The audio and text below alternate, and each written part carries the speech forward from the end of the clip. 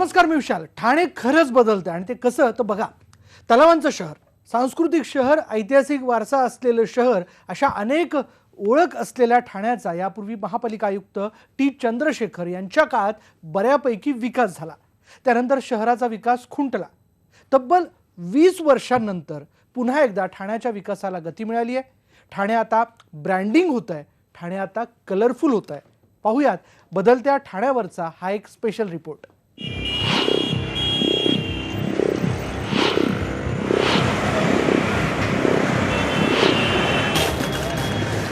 ठाणे फेरीवाले, अरुंद रस्ते, वाहतूक कोंडी,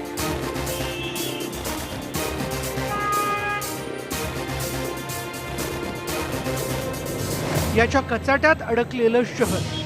ठाण्याचा स्टेशन परिसर तर जणू काही जनावरांचा कोंडवाडा. तलावांचं शहर अशी ओळख असलेल्या ठाण्यातले तलाव मात्र इथे जे ॲक्सेसिबिलिटी आहे, पोचण्यासाठी जे वेळ आहे ते तर आपण मिनिमाइज केला, देन डेफिनेटली मला असं वाटते की ह्या शहराचा पोटेन्शियल भरपूर आहे. प्रशासनातर्फे, विशेष करून महानगरपालिकातर्फे आपण लोकांमध्ये विश्वास घेऊन आणि विशेष म्हणजे लोकांना त्यामध्ये कुठे ना कुठे आपण सहभागी करून घेतला, देन अशी जे काही कार्यक्रम असते, अशी जे काही अभियान असते, त्या अभियानाला प्रतिसाद चांगला भेटते. टी चंद्रशेखर यांना ठाणे सोडून 20 वर्ष झाली. त्यानंतर ठाण्याचा विकास का झाला नाही? प्रत्येक वेळी ठाण्याच्या विकासासाठी सक्षम सनदी अधिकाऱ्याची गरज का लागते? गेल्या अनेक वर्षांपासून निवडून येणाऱ्या लोकप्रतिनिधींना का या ठाण्याचा विकास करावासा वाटला नाही? हा प्रश्न ठाणेकरांना पडला. रस्त्याचं काम जयस्वाल सर हे अतिशय सुंदर करतायत. त्यांच्याकरता त्यांना मी त्यांचं हार्दिक अभिनंदन करते आणि ते कायम राहावेत. ॲटलिस्ट ही रस्त्याची कामं पूर्ण होईपर्यंत अशी मी अपेक्षा करते. स्वप्नातलं ठाणं जसं असायला पाहिजे त्या दृष्टीने आयुक्तांचे प्रयत्न नक्कीच चालू आहेत. पण एक खंत अशी कायम मनामध्ये राहते की ठाण्यामध्ये पूर्वी 4 लाख वस्ती होती आणि आता तीच 20 लाखापर्यंत पोहोचलेली आहे. पण ठाणे हे तलावांचं शहर असून देखील आज आम्हाला पाण्याची खूप मोठ्या प्रमाणावरती टंचाई भाजायला लागलेली आहे. ठाण्याच्या विकासाच्या नावाखाली अनेक वेळा या राजकीय नेत्यांकडून मतांचा जोगवा मागितला गेला.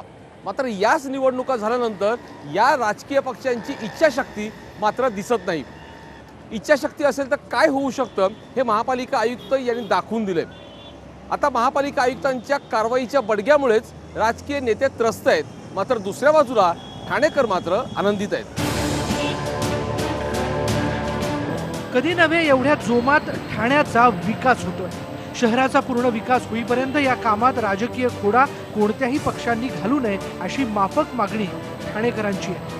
व्हिडिओ जर्नलिस्ट प्रवीण शेट्टीसह विनय म्हात्रे, IBN लोकमत, ठाणे. हा बदल इथपर्यंतच मर्यादित नाहीये, तर देशातील पहिली सिग्नल शाळा ठाणे महापालिकेने उभारली आहे. तीही चौकातील सिग्नलवरच. ठाण्यातील 3 हात नाक्यावर हे 22 कुटुंब तब्बल 20 वर्षांपासून या सिग्नलवर राहत आहेत. पुरुष व्यसनाधीन असल्याने सर्व जबाबदारी महिलांवर आहे. भीक मागून, गजरे, खेळणी विकून हे कुटुंब आपला गुजराण करतायत आणि याच कुटुंबाच्या पुढल्या पिढीला, अर्थात त्यांच्या मुलांना दिशा दिली आहे या सिग्नलवरच्या शाळेने. बघूयात. मी ठाण्यामधल्या 3 हात नाक्यावरच्या पुलाखाली आहे. याच पुलाखाली देशातली एकमेव शाळा जी आहे ती भरवली जाते, तीही सिग्नलवरती भीक मागणाऱ्या मुलांसाठी. आपण माझ्या मागे बघू शकता की याच पुलाखाली ही शाळा भरवली जाते आणि त्या शाळेचा हा परिसर आहे. याच परिसरामध्ये ही मुलं दिवसभर खेळतात आणि नंतर संध्याकाळी याच पट्ट्यावरती ही मुलं इथे झोपतात. खरं म्हटलं शाळा 6 ते 7 तासाची शाळा असते, मात्र ही शाळा दिवसभरासाठी भरवली जाते. काही तास मुलं या शाळेमध्ये शिकली जातात आणि त्याच्यानंतर दोन्ही टाईम या मुलांना जेवण देऊन ही मुलं पूर्णपणे शिक्षण यांना दिलं जातं आणि मूळ प्रवाहामध्ये आणण्याचा प्रयत्न ठाणे महापालिकेने केले आहे. आपण माझ्या उजव्या हाताला बघू शकता की ठाणे महापालिकेची हीच ती प्रायोगिक तत्वावरती सुरू केलेली शाळा आहे. हे कंटेनरमध्ये ही शाळा सुरू केलेली आहे आणि याच कंटेनरमध्ये सध्या 24 मुलं जी सिग्नलवरती भीक मागत होती, ही सगळ्या मुलांनी येऊन या शाळेत आता शिक्षण घेतात. पाहूयात आतमध्ये कशा पद्धतीने शिक्षण सुरू आहे.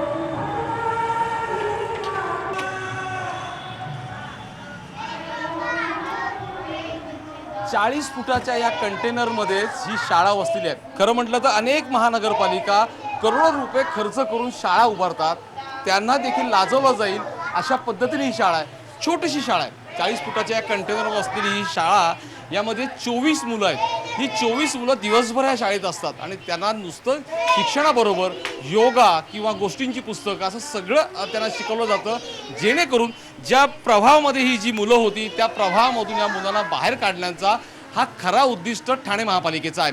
ठाणे महापालिकेने ज्या पद्धतीने या छोट्याशा शाळेमध्ये या मुलांना शिक्षण दिलं जाते, तो शिक्षणामध्ये ही मुलं चांगल्या पद्धतीने शिकत आहेत. सध्या 24 मुलं ह्या शाळेमध्ये आहे. असे एकूण आपण जर परिस्थिती पाहिली, ठाण्याबरोबर मुंबई, नवी मुंबई, ठाणे ह्या सगळ्या परिसरामध्ये सिग्नलवरती भीक मागणारी मुलं आपण पाहिली. मात्र असा उपक्रम कुठेही नाही आहे, पहिल्यांदा ठाण्यामध्ये होतोय. परंतु या मुलं कशा पद्धतीने शिक्षण घेतात, त्यांच्यामध्ये काय बदल झाला आहे, हे सर्व आपण जाणूया. त्यांच्या शिक्षकांकडून जाऊया. मला तुम्ही सांगा की ज्या पद्धतीने ही जी मुलं त्यांचं आयुष्य ह्या सगळ्या सिग्नलवरती असतो, भीक मागणं, पैसे मागणं किंवा हार फुलं विकणं, किंवा तुम्ही जेव्हा शाळा सुरू करून घेतली तर त्याच्यानंतर काय तुम्हाला बदल दिसतोय? जूनपासून शाळा सुरू झालेली आहे, काय बदल तुम्हाला आतापर्यंत दिसतो? सर्वात मोठा बदल म्हणजे आता त्यांनी मागणं सोडलं. पहिलं जे सिग्नलला ते भीक वगैरे मागायचं किंवा कशासाठी तरी हात पुढे करायचे, आता हात पुढे करणं बंद झालं आहे त्यांचं. आणि स्वतःहून शाळेत येतात रोज, अगदी रोज अंघोळ करण्यापासून सगळं त्यांची वैयक्तिक स्वच्छता करून अगदी 10:30लाच शाळा चालू होते, 10:30ला ती मुलं इथे पोचतात.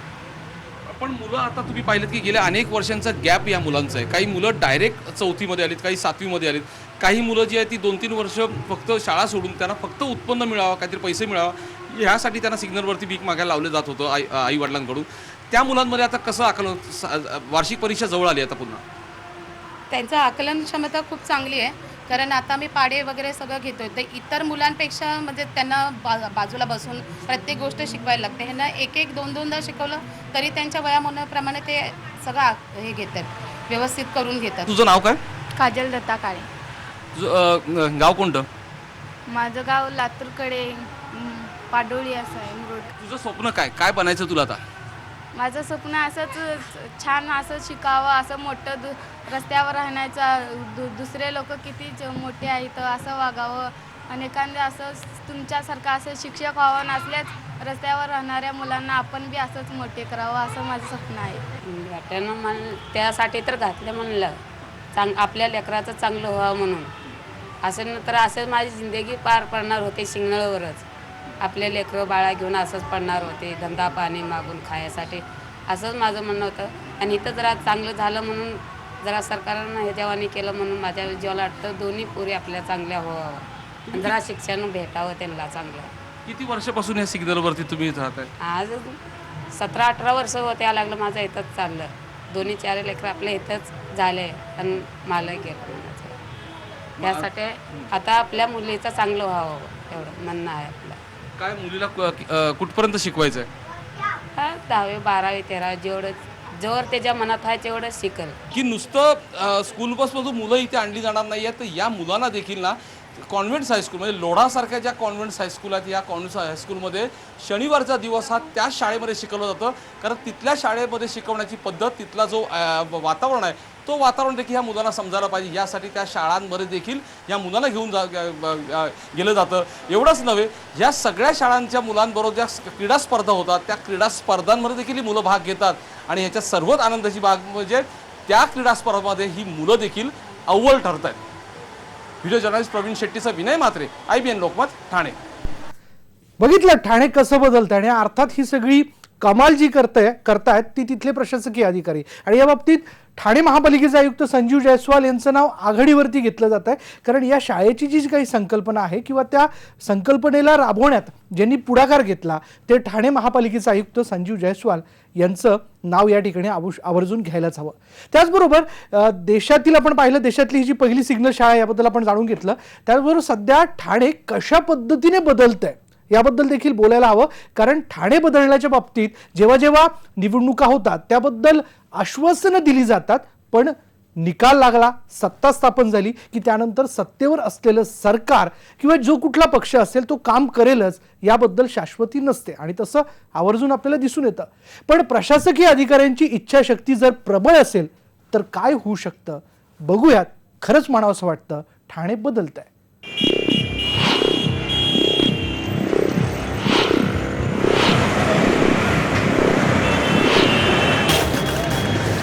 ठाणे फेरीवाले, अरुंद रस्ते, वाहतूक कोंडी,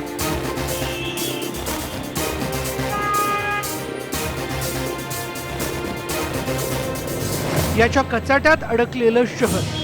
ठाण्याचा स्टेशन परिसर तर जणू काही जनावरांचा कोंडवाडा. तलावांचं शहर अशी ओळख असलेल्या ठाण्यातले तलाव मात्र भकास झाले.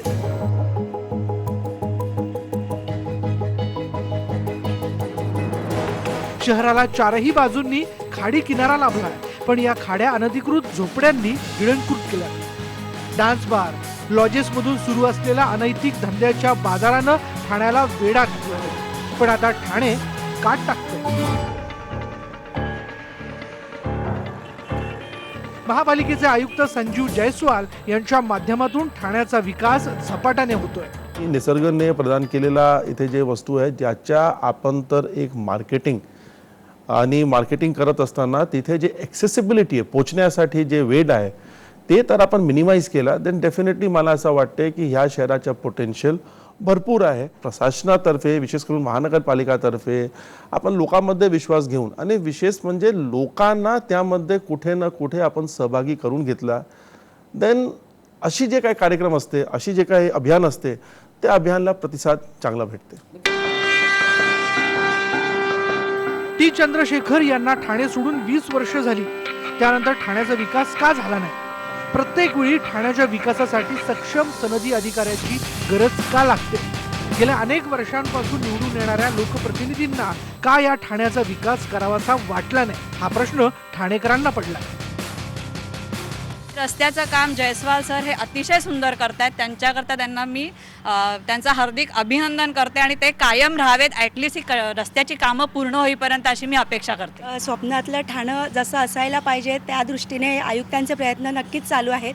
पण एक खंत अशी कायम मनामध्ये राहते की ठाण्यामध्ये पूर्वी 4 लाख वस्ती होती आणि आता तीच 20 लाखापर्यंत पोहोचलेली आहे. पण ठाणे हे तलावांचं शहर असून देखील आज आम्हाला पाण्याची खूप मोठ्या प्रमाणावरती टंचाई भाजायला लागलेली आहे. ठाण्याच्या विकासाच्या नावाखाली अनेक वेळा या राजकीय नेत्यांकडून मतांचा जोगवा मागितला गेला. मात्र याच निवडणुका झाल्यानंतर या राजकीय पक्षांची इच्छाशक्ती मात्र दिसत नाही. इच्छाशक्ती असेल तर काय होऊ शकतं हे महापालिका आयुक्त यांनी दाखवून दिले. आता महापालिका आयुक्तांच्या कारवाईच्या बडग्यामुळेच राजकीय नेते त्रस्त आहेत, मात्र दुसऱ्या बाजूला ठाणेकर मात्र आनंदित आहेत. कधी नव्हे एवढ्या जोमात ठाण्याचा विकास होतोय. शहराचा पूर्ण विकास होईपर्यंत या कामात राजकीय खोडा कोणत्याही पक्षांनी घालू नये अशी माफक मागणी ठाणेकरांची आहे. व्हिडिओ जर्नलिस्ट प्रवीण शेट्टीसह विनय म्हात्रे, IBN लोकमत, ठाणे. यानंतर इथे वेळ झाली की ब्रेकची. ब्रेक घेऊयात. पहा फक्त IBN लोकमत.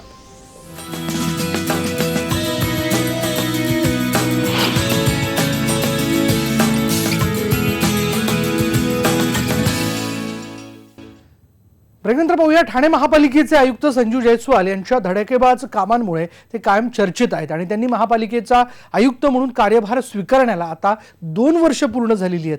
त्यानिमित्ताने आम्ही त्यांच्याशी बातचीत केली. ठाणे आपलं रूप बदलते. आपल्यासोबत याच सगळ्या विषयावरती बोलायला ठाण्याचे महापालिका आयुक्त संजीव जयस्वाल, आपण त्यांच्याशी बोलणार आहोत. सर नमस्कार. पहिल्यांदा IBN लोकमतची आपण बोलतोय आणि पहिल्यांदा आपण ही सगळी माहिती देत आहे. सगळ्यात महत्त्वाचं की आपण 2 वर्ष आपणास पूर्ण होत आहेत, ते म्हणजे येत्या 12 तारखेला 2 वर्ष आपण संपूर्ण ठाण्यातली बजबज पुरी पाहिली. संपूर्ण ठाण्याचं तुम्हाला अभ्यास झालेला आहे पूर्ण. काय तुम्ही आता याच्यानंतर तुम्ही ज्या धडाकेबाज कारवाई करताय एकदम आणि ज्या जोशमध्ये तुम्ही ही सगळी कारवाई सुरू झाली आहे, काय तुमचं रोख आहे? कशा पद्धतीने तुम्हाला ठाणे आता तुमच्या नजरेत ठाणे कसं घडवायचं आहे? आता कसं आहे की विनयजी, हे वस्तुस्थिती आहे की ठाणे शहराच्या ओळख वर्षांनी आहे ते मुंबईच्या डॉमेटरी सिटी म्हणूनच राहिलेला आहे. आणि जे लोक इथे येतात कामाच्या निमित्ताने, ते येतात, काम करतात दिवसामध्ये आणि नंतर ते रात्रीच्या वेळी परत जातात. म्हणजे मूळ ठाणेमध्ये आकर्षित करण्यासाठी किंवा ठाणेमध्ये लोकांनी आल्यानंतर ते पर्यटनच्या अनुषंगाने असो किंवा कामाच्या अनुषंगाने असो, त्यांना रात्री मुक्काम करता येईल किंवा 1-2 दिवस आणखी मुक्काम करता येईल, हे एक मिसिंग फॅक्टर आहे या शहरामध्ये. मुंबई जवळ असल्यामुळे, मुंबईच्या जवळ असल्याने ॲडव्हान्टेजेस भरपूर आहे, पण त्याच्या एक डिसएडव्हान्टेज हे पण आहे. आणि त्यामुळे आम्ही गेला 2 वर्षामध्ये जे एक प्रयत्न आम्ही शहरामध्ये करण्याच्या म्हणजे आम्ही केलेला आहे किंवा करत आहे किंवा करणार, ते म्हणजे असं आहे की ह्या शहराच्या रिटेन्शन व्हॅल्यू कसा वाढवता येईल. रिटेन्शन व्हॅल्यू वाढवताना सांगितल्यानंतर फक्त तर आपण इथे मॉल्स केला किंवा इथे हॉटेल्स तयार झाली किंवा काय एंटरटेनमेंटच्या सोयी तर तयार झाला तर त्यामुळे काय लोकांच्या अट्रॅक्शन रिटेन्शनसाठी होणार नाही. पण तर इथे जे सोयी सुविधा आहे, विशेष करून रस्ते असतील, फुटपाथ असेल, ग्रीनरी असेल. सुदैवाने ठाणे शहराच्या ओळख आहे ग्रीन सिटी म्हणून, लेकच्या सिटी आहे, इथे भरपूर तलाव आहे आणि ह्या सर्व जे नैसर्गिक आणि निसर्गाने प्रदान केलेला इथे जे वस्तू आहेत ज्याच्या आपण तर एक मार्केटिंग करत असताना तिथे जे ॲक्सेसिबिलिटी आहे, पोचण्यासाठी जे वेळ आहे ते तर आपण मिनिमाइज केला, देन डेफिनेटली मला असं वाटते की ह्या शहराचा पोटेन्शियल भरपूर आहे. आणि कुठे ना कुठे आपण जे सुरुवातीला म्हटलं ते खरं पण आहे की जेवढं या शहराचा पोटेन्शियल आहे तेवढं या पोटेन्शियलप्रमाणे अद्याप ह्या शहराचा टॅपिंग झालेला नाही, हे वस्तुस्थिती आहे. पण सर, आपण पाहिलं की जसं ज्या पद्धतीने तलावांचं शहर ठाणे, ह्या सगळ्या ह्याची ओळख आहे की ऐतिहासिक शहर आहे, सांस्कृतिक शहर आहे, ह्या सगळ्या गोष्टीची ठाण्याची ओळख आहे. मात्र ती कुठेही फारशी दिसत नाही. किती काळ हा सगळं करायला जाईल? एकंदरीत ठाण्यामध्ये पार्क्स नाही आहेत, आपण खूप मोठ्या प्रमाणात पार्क्स हाती घेतलेत. कोणते प्रोजेक्ट्स आपण हे सगळे हाती घेतलेत आणि येत्या किती वर्षांच्या कालावधीमध्ये हे ठाणेकरांना हे बघायला मिळतील? आता या संदर्भामध्ये बोलायचं असेल तर सुरुवातीला आपण तलाव घेऊ. उदाहरण द्यायचं असेल, कचराली तलाव असेल किंवा उपवन तलाव असतील किंवा मसुंदा लेक असेल किंवा जेल तलाव असेल किंवा इतर जे आणखी काय तलाव असेल, या सर्वचा एक आपण टाईम बाउंड प्रोग्राम करून त्या ठिकाणामध्ये कुठे म्युझिकल फाउंटेन, कुठे LED, कुठे ॲम्पी थिएटर आणि विशेष म्हणजे ब्रँडिंग ठाण्याचा एक भाग म्हणून तिथे रंगरोटी करणे, तिथे जे खेळणे असतील त्याच्या दुरुस्ती करणे आणि एक ओव्हरऑल तिथे एक फ्रेश वातावरण, तुटलेल्या टाईल्स असतील, फुटपाथ असेल त्याला रिस्टोर करणे. म्हणजे हे करायला काय फारशा काही खर्च करण्याची गरज आली अशा काही परिस्थिती नव्हती. पण मात्र कुठे ना कुठे ह्याच्या विषयाबद्दल एक संवेदनशीलता वाढवणे आणि एक ह्याला प्रायोरिटी म्हणून घेणे.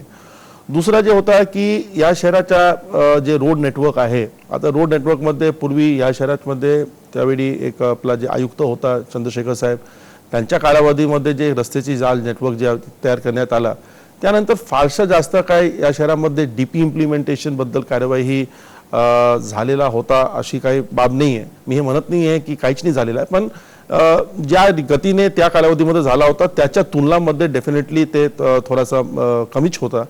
आणि इथे आल्यानंतर असं एक लक्षात आलं की बरेच ठिकाण अशी आहे की जिथे DP इम्प्लिमेंट करणे फक्त गरजच नव्हे पण त्या ठिकाणाच्या विकासच्या दृष्टीने ते महत्त्वाकांक्षी आहे. ज्यावेळी आमची इंटेन्शन चांगला आहे आणि विशेष म्हणजे आम्ही यामध्ये एक पुनर्वसन धोरण आम्ही हे राबवण्यासाठी आमची मानसिकता आहे, हे लोकांना पटल्यानंतर फारसा विरोध याबद्दल निर्माण झाला नाही. त्यासोबतच शहरामध्ये जे ग्रीनरी आहे त्याची कव्हर वाढवणे आणि तरी आम्ही एक 5 लाख वृक्ष लागवड योजना आपण घोषित केला होता. गेल्या वर्षीच्या पूर्वीच्या वर्षामध्ये पाऊस कमी झाल्यामुळे थोडासा आपल्याला लागवड तेवढा झाला नाही, पण तरी देखील आतापर्यंत सुमारे 2,30,000 किंवा 40,000 झाडे आम्ही या शहरामध्ये लावलेलं आहे. ही नक्की तुम्हाला आव्हानं कोणती आली समोर की ज्या आव्हानास त्यांना तोंड देणं आहे आणि ह्या सगळ्या गोष्टी बघणं आहे, पॉलिटिकली बघणं आहे, सगळ्या गोष्टी बघणं आहे? हे वस्तुस्थिती आहे, कारण की मला आठवतात की माझा रजू झाल्यानंतर जे 1 आठवड्यानंतर जे पहिला GB होता तर त्या पहिल्या GB मध्ये बरेच नगरसेवक म्हणजे पक्ष सोडून मला काही बोलण्याच्या अगोदरच ते मला असं विचारत होता की आयुक्त महोदय तुम्ही हे आर्थिक दबघाईवरून कसा बाहेर पडणार आहे त्याबद्दल आम्हाला सांगावे. आणि मी प्रयत्न करूनही की मी आता नवा आलेला आहे, मला तुमच्या आर्थिक परिस्थिती काय आहे त्याच्याबद्दल माहिती नाही आहे, त्यामुळे मला एकदा ते समजून घ्यायला वेळ द्या, नंतर मी बोलेल. पण एवढं त्यांच्यामध्ये हे होता की नाही अजिबात नाही, तुम्ही आत्ताच लगेच उत्तर द्या. आणि नंतर माहिती घेतला असता मला पण स्वतः ते धक्कादायकच बाबी समोर आला की ठाणे महानगरपालिकाची आर्थिक परिस्थिती जसं ते बाहेर दिसत होता तसं काही चांगला नव्हता. आणि खरं म्हणजे पगार देण्याची पण परिस्थिती आहे किंवा नाही अशा मी त्यावेळी रेकॉर्डवर काही वर्तमानपत्राशी बोलताना आम्ही बोललेलं आहे. त्यामुळे एक लक्षात आला की तर विकास करायचा असेल तर कुठे ना कुठे रेव्हेन्यू पण इन्क्रीज करणे तेवढंच महत्त्वाची आहे. गेल्या 18 महिन्यामध्ये किंवा आता 2 वर्ष माझा होणार आहे, मला सांगायला आनंद आहे की जे महानगरपालिकाच्या स्वतःची उत्पन्न म्हणजे गव्हर्नमेंट ग्रांट्स किंवा इतर गोष्ट वगळून 1200 ते 1250 कोटीचा होता, त्यामध्ये साधारणपणे सुमारे 900 कोटीने ते वाढवण्यात आलेलं आहे. एक वेळी सर्व शहरामध्ये असा ओढाओढी आहे की जे गार्डन्स आहे, सध्या पार्क आहे, त्याची क्षेत्र कमी होऊन आलेलं आहे किंवा त्या ठिकाणीमध्ये काही इन्फ्रास्ट्रक्चर प्रोजेक्टसाठी ते जागा जाऊन राहिलेलं आहे. अशी परिस्थितीमध्ये ठाणे महानगरपालिकामध्ये आम्ही एम्युनिटी प्लॉट, आरजी प्लॉट हे सर्व कंबाईन करून आम्ही सुमारे एक 32 एकरच्या जागावर एक सेंट्रल पार्क बांधतोय कोलचेतमध्ये डेव्हलपर मार्फत. मुलांची आणि ज्या पद्धतीने हे सगळं झाल्यानंतर आज मला वाटतं की ठाणेकरांचं तुम्ही म्हणजे ह्या तरुण मुलांना तुम्ही ठाण्यातल्या काय सांगाल काय ह्याचा? मुद्दा कसा आहे की ते तर व्यवस्थित रीतीने होत असेल, ते त्या मर्यादामध्ये होत असेल, काय हरकत नाही.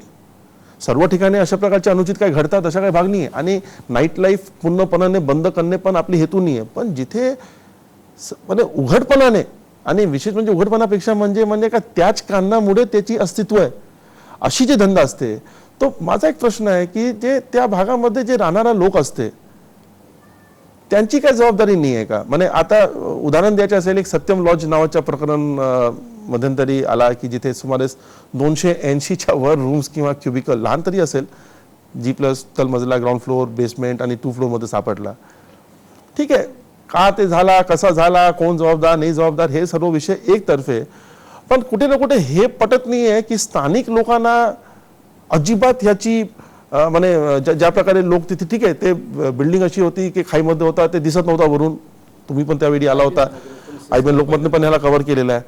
पण ते मला मान्य करतोय मी, पण जवळपास आजूबाजूमध्ये जसं मुवमेंट आहे, कशा प्रकारच्या तिथे लोक येतात, किती वेळसाठी येतात, मुली काय येतात, किती वयाच्या मुली येतात, कसं ते त्यांची रूपरेषा म्हणे त्याचं सजा मेकअप असते किंवा काय असते, त्यामध्ये काही ना काही तो आयडिया येते.